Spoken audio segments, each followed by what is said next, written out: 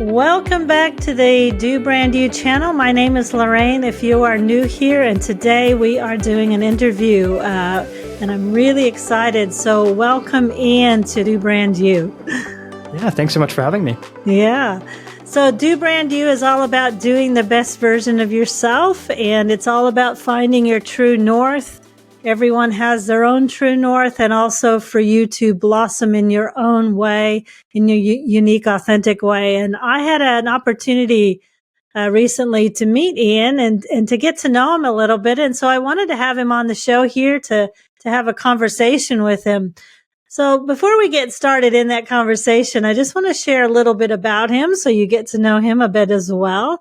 So one thing is that we are worlds apart. I'm here in New Zealand in the winter. It's about 1 degrees, and Ian is in near Vancouver up in Canada. So in summer, July would be one of the warmer seasons. Now, Ian is an empathetic marketing coach, and I've never heard of that, and I'm really looking forward to learning more about that. He's also an entrepreneur who has helped over 600 service providers productize their services. And he's also started his own business. He started as a freelance graphic designer in high school, where he made his first $500 online. Pretty impressive. And he's worked with Lead Pages and leading a landing page and conversion marketing platform. So in this conversation that I recently had with Ian, he said to me that he doesn't focus on growing big, but instead getting small. I'm intrigued by that. So I know that's going to be part of our conversation as well. And at the end, I know that Ian wants to share with you, for all those listening, something he has. He has a gift for you, sharing his expertise as well. So again, welcome Ian to Do Brand You. Yeah, I'm so excited to be here. Yeah, that's fantastic. So actually, I'm just going to dive right into what I don't know. And I have absolutely never heard of an empathetic marketing coach or empathetic marketing. Can you kind of share what that is? And then I think that's going to lead into maybe how you got there. So what is that actually? Yeah, great question. In my mind, when it comes to empathetic marketing, I can always go into like the journey and how I became a part of this sort of movement, but really it dives into non-coercive marketing. So that's a new concept that's being built by, I can't remember the person's name, but I can always link that somewhere. And they're doing some work around trying to give full trust and authority in the person. So whether that's your customer, that's your audience, whoever it may be, that they can make their own decisions. So we're not there to coerce, we're not there to persuade, nothing like that, where we're trying to push people to make a decision. We're just supplying information, and if they like what we have, they'll participate, and if they don't, then they won't. And we just have to respect whatever decision they make. So that's kind of the surface level idea around empathetic marketing. Yeah, that's really amazing. So yeah, to kind of get into like how you got into that, can we go back to that? Yeah, you made your first $500 online in high school, and then that journey towards this kind of marketing that you learned? Absolutely. Yeah. So when it came to my freelance graphic designing business, like I said, I was in high school. Yeah. And I was a part of a high school that was very project based. So we've had like English class, math class, like all the traditional classes, but then we had a good stretch of time in our morning or afternoon to work on things, whatever that may be for us. For me, I was, my journey came where I didn't have a lot of money as part of my family. So I drove to, starting my own thing and really supporting my family that way. Wow. So, that was through, creating banners for people, creating animations for YouTubers for their videos. That's how I started that business. Can I interrupt you there just because tomorrow I'm interviewing somebody who's really big into homeschooling thing. Yes. And I would just love to hear a little bit more detail about what is your reaction and what were the takeaways that you got from having sort of this non-traditional sort of secondary school, high school experience? Yeah. Yeah, perfect. So funny enough, I was actually homeschooled up until high school. So my Right. mom kind of took charge of our education. I have three sisters, kind of went through that. So it was fantastic to be able to learn in the woods. Essentially, we would go for walks, we learned, we did Wow. projects. And my mom really wanted me not to go from that to straight to traditional school. So we were thankful enough to be in our area. There was this project-based school. Wow. And I think just schooling in general was a bit odd for me. Just having like all those students that I never knew, they're strangers to me, it was very overwhelming. But I grew to love that community because I even wish I could go back to that time. Like it was my favorite point in my life Wow. because I could do technically whatever I wanted, but with an asterisk that the projects had to have some sort of relation to a traditional course. So, let's say you could do design work. That's like a course in the high school curriculum here. So that would, build my repertoire, my expertise there. Wow. So we could collaborate, we could not collaborate. All the students came together for some project. It was absolutely wonderful. I love it. Wow, that's really fantastic. Yeah, so those of you listening, definitely the interview that I'll be showcasing after Ian's will be Denise Perdue, and she's going to have some great things too. And this fits along with myself. I mean, my past life as a secondary school mathematics teacher, I taught in 5 different countries, kind of in international school settings. So, have been very interested in how education has evolved. So can you kind of bring us from that thread of that schooling experience into pulling us more toward how did you get into marketing? How did you get it? Why is that of an interest to you?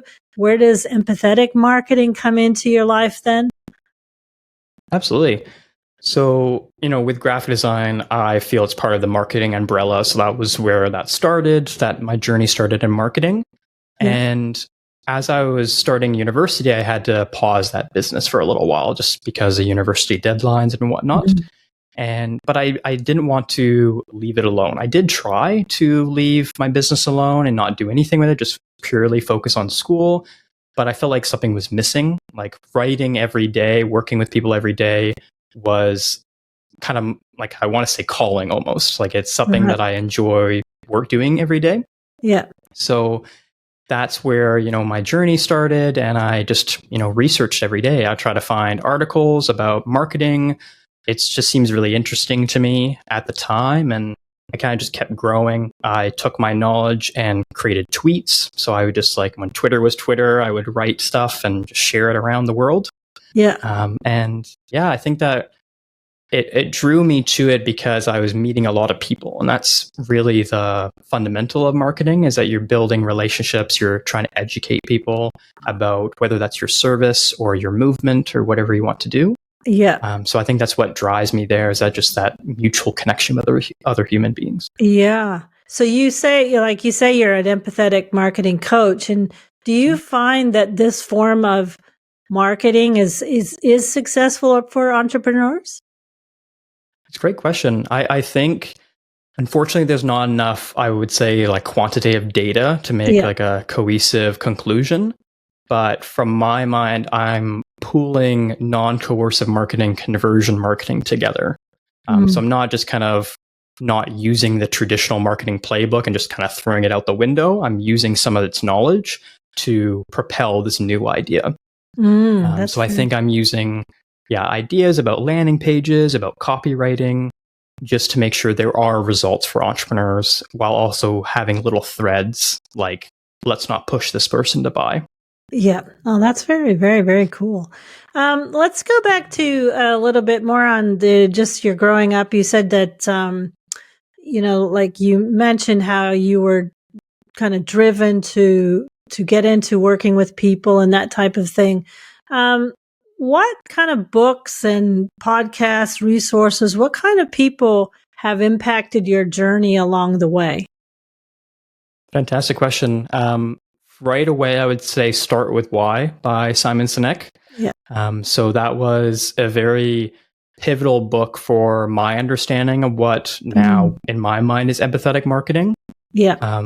I love how he pushes us to think about why we're doing something rather than just, growing for the sake of growing. Let's figure out why we're growing or why we're doing whatever we're doing. Yeah. Yeah. So that's definitely a pivotal book for myself. And someone that isn't a direct mentor for myself, but I would say is still a mentor secretly, would be Chris Do at the Future. Okay. It's just spelled out The Future without an E at the end. And they help designers turn into business professionals. Wow. So essentially taking people that are very maybe insecure about charging for their work, but they still want to make money, they still want to make a living for themselves, and they help them charge like a real professional. So they're not, they're trying to make ends meet. Now they're also trying to make profit and, run a business successfully. So people can find that by The Future without the E online? Yep. Oh, that's very, very cool. Yeah, that's very, very cool. And so what were some of the challenges that you had kind of moving forward in like developing your own? You said you had 3 businesses. So what were they and what was that journey through those 3? Yeah. So I would say the freelance graphic design business, the challenge was just knowing nothing about business. I had like absolutely nothing. My family are not entrepreneurs. I had no one in my life that knew about this stuff. So I was really just trying to build, skills and client relationships and marketing yourself, all those things. So definitely a challenge in of itself. But as you said, $500, very rewarding for a young teenager to be able to get that accomplishment. Yeah. And then the other business is actually more of a newsletter business. So I've kind of rebranded my newsletter a few times, but I would publish articles every single week while in university. And I think the challenge there, just, that consistent publishing of content, the challenge is thinking of new ideas. Yeah. And I had that in my mind where every single article, every single tweet had to be something new, a new idea that I was throwing out in the world. But what I learned from that experience was every single thing you do doesn't have to be new. It may just need to take something that's already there, like traditional marketing, and put a new twist on it. Just try something new, add your perspective to it. That's what I found to be the most powerful for myself. That's just so relevant, today, especially we have all this, sort of AI helping so many people putting out content that it is, what is your take on this movement into that AI kind of taking over a little bit of the content marketing, and yet you're saying that we still need to put our own spin on things? I think in terms of AI, I use it in my everyday. It helps me a lot with brainstorming. Yes. So that's my perspective on AI. It can't replace our thinking. It shouldn't replace our mind as a human, because it may be, for some people, it might be smarter than them, and I might disagree with that sometimes, but it can do a lot of stuff that we can do, but it can't feel like we can do. Yeah. So we still need to add our own perspective, our own mind to the AI, but it's a great co-pilot. It's there to help you. It's there to brainstorm for you, to take ideas that you're like, I'm not sure about this, and then to do something with it that you've asked it to do.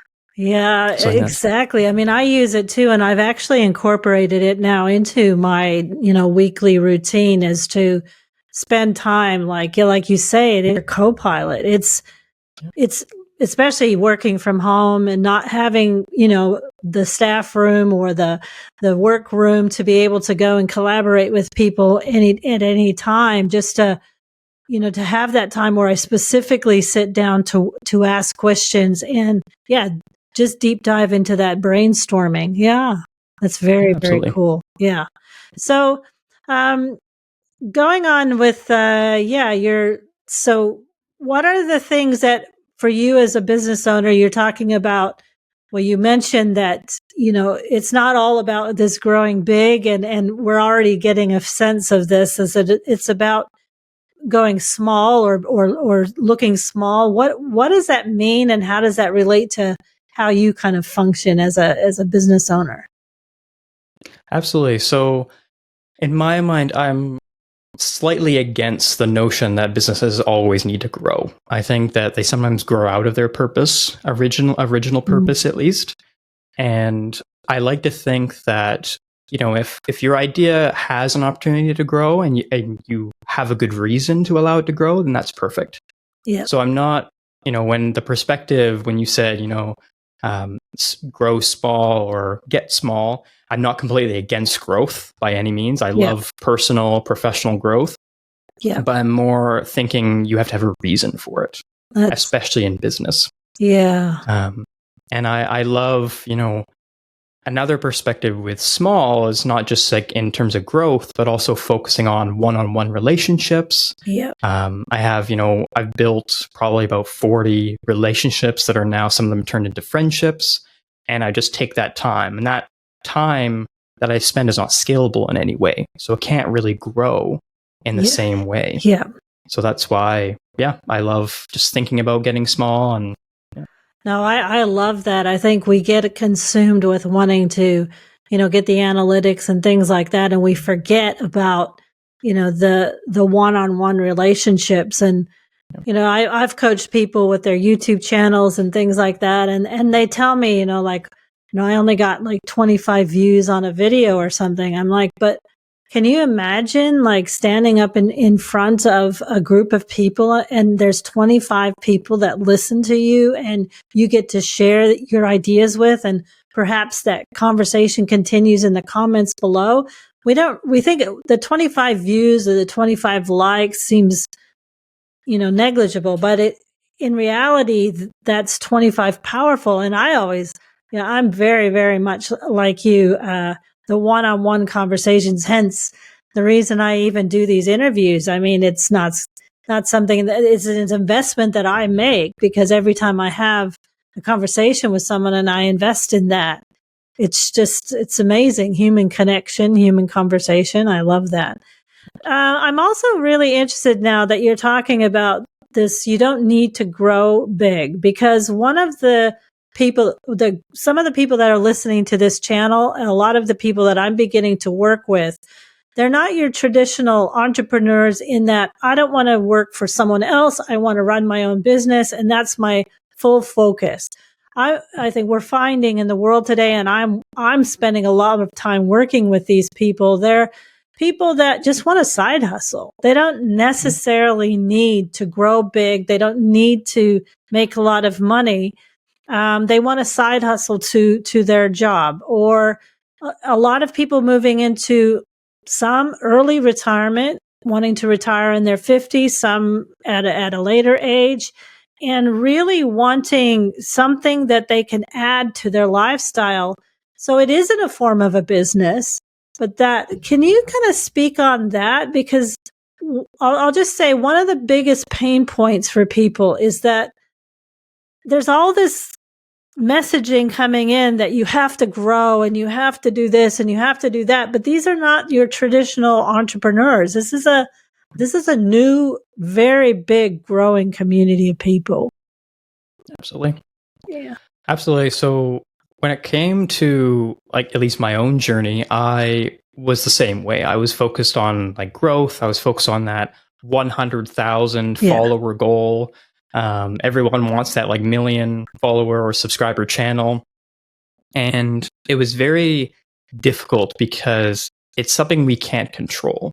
Getting those vanity metrics, getting that growth comes out of something we do, but it's not a direct, choice we can make. I want X number of followers and we get it. Yeah. So that's why I like to focus on things we can do every day, like the small actions we can take, the single steps.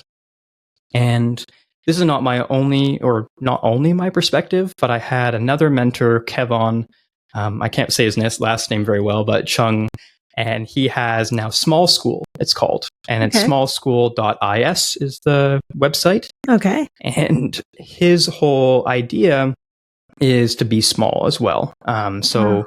We kind of focus on that together, and he has a whole community that's called right now Build in Public Mastery. And I'm a part of it, and all we do is we come together every single month and we create something. So it's that small steps we take every single day. And for me, that was my side hustle for a while. So I was working at Lead Pages, and I had a side hustle too. I was creating products, I was writing my newsletter, and just trying to make that work. And so far, it's done really well. I have 100 leads from one of the products, and Wow. it's going where I can focus on a side hustle without like worrying too much about how many followers I'm getting, how many customers I'm getting. So I think that's a great position to be in if you have that opportunity or privilege. Yeah. And as you talk about this, it brings something else that I've had conversations with people about too. And that is this, we do live in this culture of wanting, our channels, our subscribers, our audience to grow. But it's not about that as much as it about that customer journey, because you can have a small group of people that you tend to, and that can be a full business in and of itself. Can you do you have any kind of thoughts on that, whether it's come from your research or your experience about how people can really focus on, kind of being successful in maintaining a small business? I think even from my business right now, I recently became full-time marketing coach, and I'm not looking to get 500 customers or, whatever it may be. Instead, I'm looking to grow with a few select people. I'm aiming for like 100 within like a year or two. That's sort of my goal. Yeah. And that is sustainable for me because I'm not thinking about onboarding them to one product or one service, but I have a journey of services. Yeah. And that journey is linked to their own journey. So it's not my journey, it's theirs. Right. And I'm just focusing on, each problem they hit along that journey. I have most likely either a solution or I have a recommendation to someone else that can help them. Yeah. So I think that's how you can kind of sustain a business, a very small business, is just make sure that you have solutions to provide for each problem in your industry. So, of course, if someone has a mental health condition that comes out of their business and they're struggling with mental health, maybe you can't solve that. But if they, experience productivity and you're a productivity master, then you can help them with that instead. Yeah, So I love what you say there. And in fact, the interview that comes before this one, so anybody listening to this one, you might want to pop on to the interview I had with Cabrina. And she really brings that up about that focus on the one-to-one relationships. And not only does she focus on building that business, but like you say, building those relationships so that you can really niche down. And she says, like, I've got a Rolodex of people that can help you with your services that I don't do. And yeah, I love that, because that's in my rebranding at the moment. I'm actually able to really niche down to a very small audience because I'm growing that group of people that can support. Yeah, I'd be really interested to hear what is your sort of your look, your vision, your outlook on what is the future moving forward because with this movement of people really connecting like this. I think because of the advent of AI tools that have become mainstream, of course, AI has been around for a little while, but it hasn't been used to this degree. Yeah. I think it's going to become more important that we connect one-on-one, because even on LinkedIn, where I'm mostly posting my content, I see a lot of, AI generated comments. So that's like one issue, if you want to call it, on LinkedIn, is you get a lot of people just kind of copying your post, pasting it in ChatGPT or whatever tool, and getting a comment back. Right. And, that all it does is just summarize the text. So you can very readily see it. Yeah. But when you post a comment, and the comments that I post are often linking their content to my journey, I get a lot more comments of people saying, I love that you shared this, and they connect with me, or they say things, that's a great insight. So it's almost people are being deprived of that connection because of AI. So I think we need to do a little bit more of, focusing on that small little step of one-on-one that's not scalable, but we can, do it and build those relationships that might lead to so much more. Yeah, it definitely does lead. Yeah, I mean, I know people listening here will be, very inspired by what you've been saying. So I'd like to dig into a little bit about who you are. So, to give us a closer look, a deeper look into who you are. So what are the values that drive you and what you do? What is that's moving the needle for you, I should say? Absolutely. So for me, right away, you probably can guess that empathy is one of my core values. Yeah. So I like to think of, thanks to Simon Sinek, I like to think of guiding principles as well. Right. So those are the values I can use every single day to make decisions. So it's not just, this overarching little idea, but it's something I can take steps on. Yep. So I just have, on my computer ready to go, just my 3 values. The first one is just empathy, just making sure that I'm always thinking of the other side. I'm not just thinking of my own side or my friend's side, but Right. trying to link everywhere. Yeah. The next one, number 2, would be generosity. So I'm, giving before I'm asking. I'm providing value before I ask to jump on a call with someone. Right. And the final one would be action. So no matter what I do, I want to make sure when I'm providing content that people can actually do something with it. It's not just knowledge in the back of their brain, but they can immediately do something right away. I love that you've said that that's on your computer, and that's something that I share with people too, to put those values that you see them all the time. Something I've also recently done is from those values created, those avatars of people that I really serve, so that I'm always focused on, offering that value. It's so, so important. So when we haven't had such a long time to get to know you in this short conversation, but so oftentimes people have a pivotal moment in their life that really shapes them.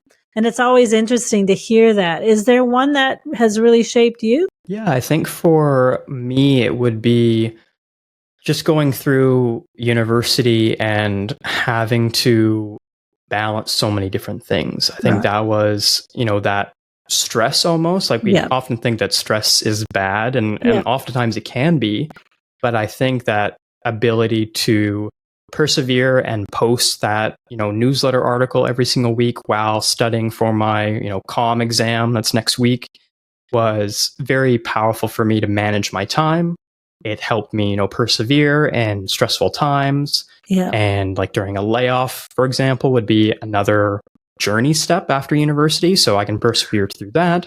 And it probably gave me skills I can't even, reference for you right now. That is just there. It's who I am right now. Yeah. But I think that's one of the most powerful, pivotal moments for me. And wow. Of course, a lot of things happen in my life. I go through a lot. But I think that's something that, shaped who I am today and able to run a business, even though I may not have all the tools to get there. Yeah, I love that. And, again, I just digging deep into your thoughts and what drives you. So one of the things that I really focus on, and I know people listening, is about unleashing potential in each season of life. And that's one of the things I focus on, is that period of change as we move through one season. Can you give any thoughts or, kind of any motivation about how you've been able to deal with change? What do you do when something unexpected comes up? I think it often, when it comes to change, it comes down to perspective first and foremost. Yeah. And it's taken me, and I don't say this what I'm about to say easily, it's taken me a long time to believe or even accept this. But when it comes to change, I almost see it as a learning opportunity. Yeah.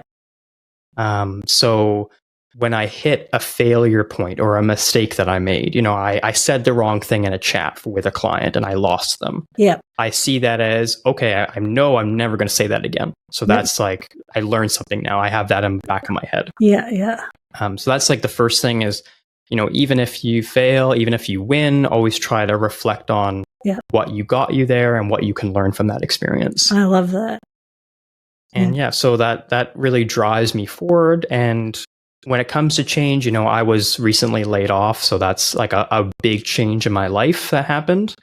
And, it is stressful for the first little while. Let you feel whatever you're going to feel, however you're going to feel it. I go to the gym and I work that off, that, frustration off. But afterwards, you want to see what you can do next. So If applying for jobs, then just make sure that you are ready. You're making a list of jobs you can apply Yeah. for. Or if you're going to start a business, maybe create that business model. Just write it down really quickly. It doesn't have to be perfect, but it will help you think about it next week when you're ready for that change. That's so cool. Those next steps. And so, just kind of rounding up a little bit as we come to a close here, one of the things that I find people struggle with is, as we kind of move away from our traditional way of thinking and living, and we're moving into kind of a new age. How do we define success? How do you define success? Maybe on a personal or professional or both level. Yeah. I think when it comes to success, it would vary depending on my, season of life or just my journey step, I often call it. But I think if I'm able to, and you said this before, those 25 views, in my business, if I'm able to help someone, but they may not turn into a client who will pay me money for X amount of months, that is my success. Yeah. I love receiving comments on my content, even just receiving likes and being able to start a conversation with that person. Yeah. That's my, version of success. And the thing that stuck with me for a very long time, just always helping people. Even when I was a young kid, I got like a little toy toolbox with hammers and stuff like that. Yeah. And I was trying to fix like my grandma's broken chair. Yeah. So I think that's just stuck with me my entire life is just, if I see a problem, I'm probably going to fix it some way, somehow. I just love that. And I love how it's so evident just in the conversation, how much you really are driven by your values and that just shines through in everything. So we have, I'm limiting these to 30 minutes. I'm sure we could probably have you on here again because we could keep going with this conversation. But I always end up asking the guest, what is your favorite quote or a book that you've read that has meant something to you that you could share with us? Absolutely. So I did mention Simon Sinek, Start With Why. Yeah. So I love a quote from Simon Sinek, which you can find on his website. But it says, when we know why we do what we do, everything falls into place. When we don't, we have to push things into place. So I love that, links back to, knowing why you want to grow big or knowing why you want to make the decision can, one, get you really excited and passionate about it, but also can give you clarity on why you're making that change. That's so fantastic, Ian. Well, I just want to, say I'm very grateful to have had this conversation with you. Thank you for opening your ideas and thoughts up to the people that are listening here. And there'll be links in the show notes. So get in touch with Ian, follow him, check out what he's up to. And I understand, as I mentioned before, you've got a free gift for the audience. Absolutely. So I have a free email course that helps you optimize social profiles. So it's just there to take your social profile, from something that you just have online to possibly either attracting friends or customers. So it's just called the Profile Alchemy series, the 5-day email course. Every day you get a piece of content, and you can find it at profilealchemy.com. So that's the URL. It'll be in the show notes, as Lorraine mentioned. Yeah, that's my gift. It's completely free. And then if you like what I provide, then you can always send me an email and we can chat more. That's fantastic. Well, thank you again, Ian, for that. That link will be in the show notes as well. Thank you again for coming here. And Yeah, thank you so much for having me again.